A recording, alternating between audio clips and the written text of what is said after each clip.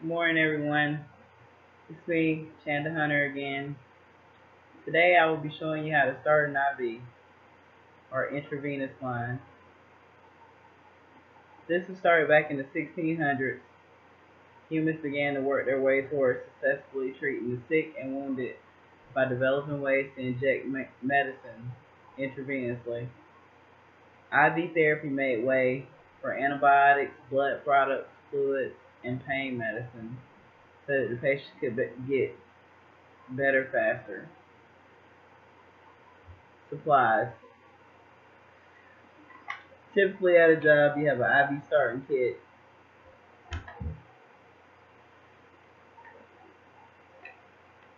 It's childproof, don't worry.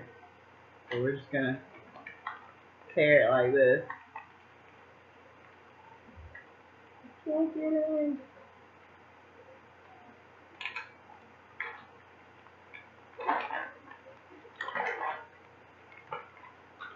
Alright, inside the kit, you have a tourniquet. You have some clear tape.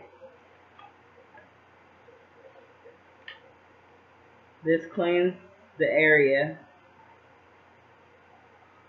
Gauze to help with the bleeding, or if you mess up. And a clear dressing, so you can always check the IV site. You're also going to need a pre-filled syringe with saline, needles, the help lock adapter. This way you can come give meds, close it off, or give fluids continuously.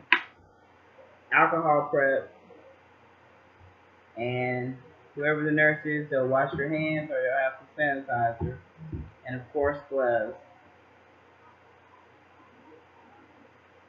Alright, so starting the IV.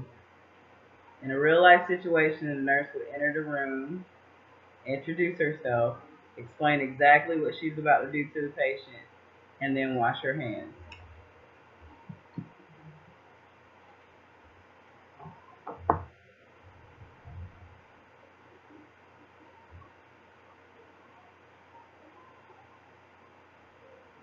After washing her hands, the nurse would put on gloves,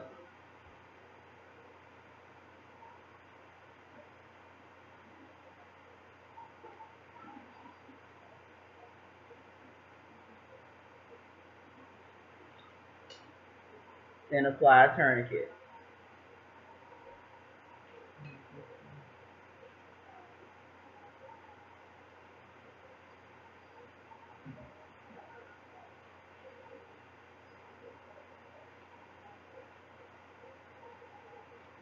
She's putting the tourniquet on my upper arm.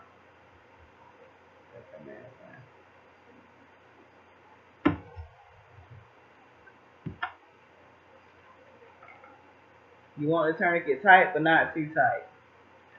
She's going to choose a site. The arm and the forearm are most common, but generally in real life, it's wherever you can find a vein.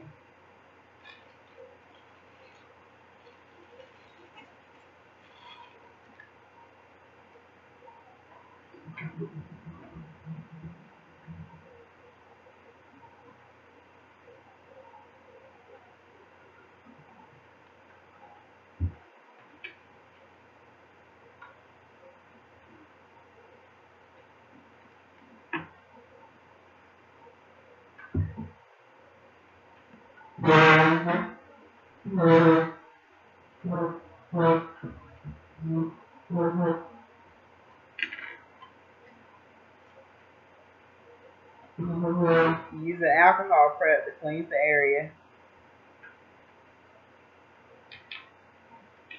You choose a needle next between a 20 and a 22 gauge. The smallest needle we have is a 24, and that's for really hard sticks.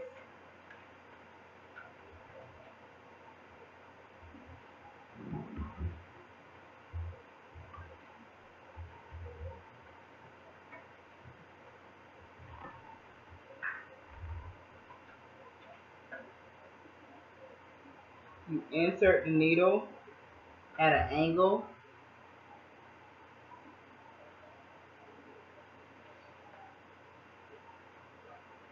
You're going to thread the plastic catheter, pull the needle back into the safety feature, click,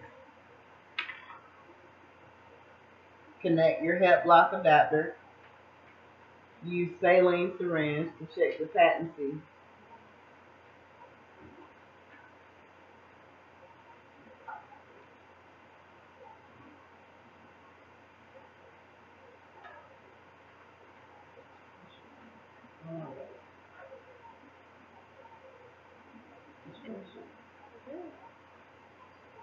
Then cover it with a clear dressing.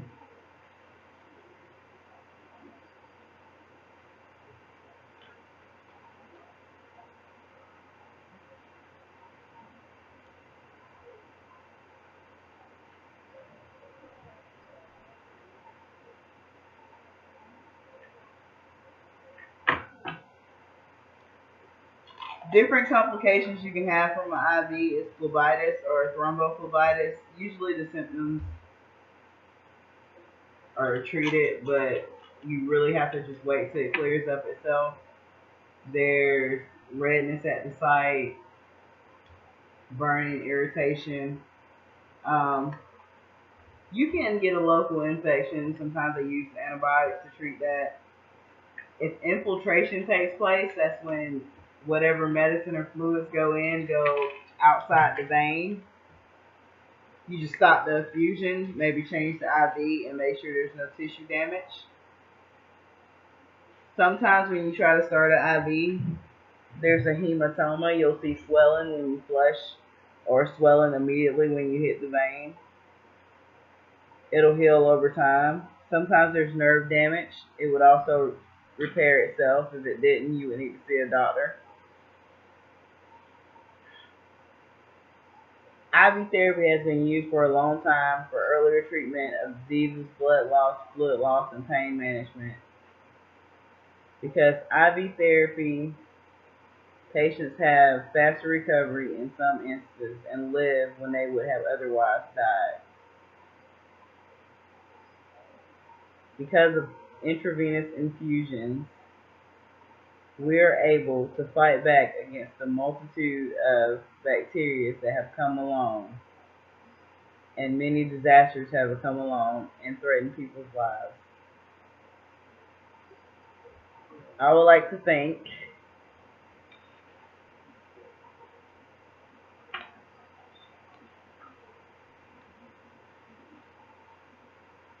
registered nurse RN for supplying me with information, also medical diagnosed procedure on the web, and learning more about IVs from the history of IV therapy. Thank you.